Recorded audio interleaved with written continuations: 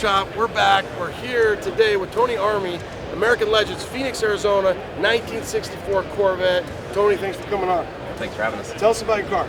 So it's a 1964 Corvette we built for a client. He had a 63 growing up, so one of the biggest things we did with this car that fools a lot of people is we had a split to it. So it's kind of got that 63 vibe, but you know, it's still, the car is a 64. So. How's the response been when people walk by? We've seen a lot around it. It's an eye catcher. It is. I mean, the car to me is subtle, and that's what we go for. But I wanted to kind of punch in the face slowly as you start to look at it. I mean, everything everybody's been talking about is kind of the stance, the wheel, and the brake package on this car. The car to me just sits right and just screams fast. Beautiful car from the factory. These guys made it beautiful and better. And the big power plant there, what are you running? So it's a LS7 out of a 2015 Z28 that Texas Speed worked over. It's right around 640 horse now. Made 530 to the wheels on the dyno. So gets out of its own way.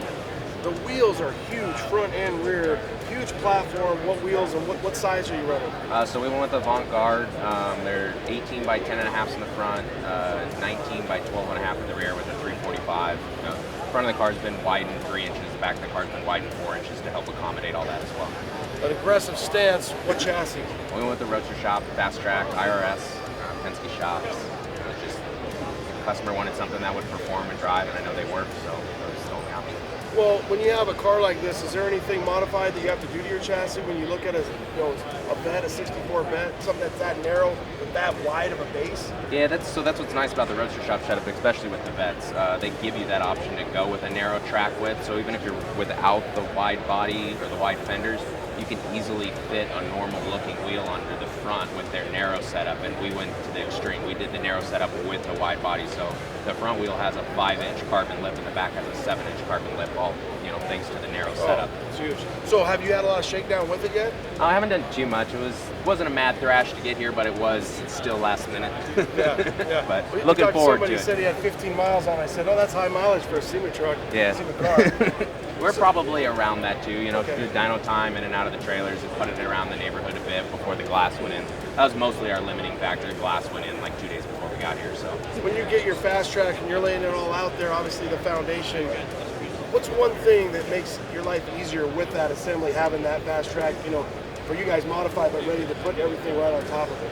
I think mostly for us, it's just nice that it's all the engineering and the thought process. They have, where the brake lines are going to go figured out, where the exhaust is going to go figured out. All that stuff is just in place for us, and it really helps speed up our build. We don't have to cut up somebody else's stuff and try to make it work with what we have. They're building cars like this too, and they know the struggles we go through.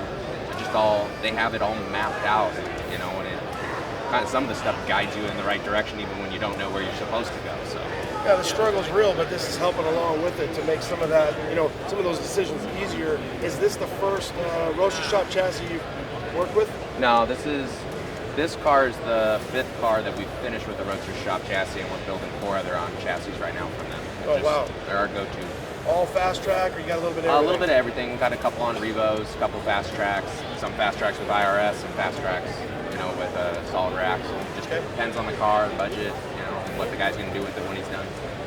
What would you say the goal of this car is? Is something that's going to be daily driven, resto mod, show cruiser, hit the track, pro touring? What's the owner's plan for this thing? His plan is to drive it like crazy, and we're gonna, after the show, we're gonna get the whole side clear bras so these tires don't annihilate the paint. But he just drives his car. So he's not a big show guy per se. We'll take it to shows. We'll do some autocross with it. I don't know if he'll ever take it around a track per se, but he'll throw it around corners in town and just. He's gonna have a blast with it. Yeah, it's a riot to drive. It's a rad car. It's obviously one of those. Again, it's an eye catcher. You look at it, it looks mean, but it looks sexy, and like you said, gives that little subtleness. And then when you have a 64 split window, and you guys did that modification. Correct. Yeah, just kind of didn't want to do anything to a real 63, and the owner had one previously, so that was a big thing for him, is he wanted to kind of replicate that previous car he had. So it's cool. Do you have a name? Does he have a name for this car?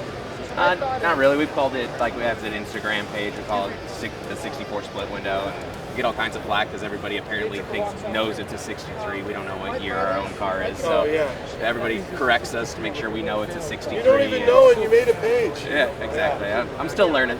We love it. We love the haters. They fuel us every day. So I love them. Keep on hating. We'll keep on posting. Tony, American Legends, Phoenix, Arizona. Thanks, man. Thank you. Appreciate it. No problem.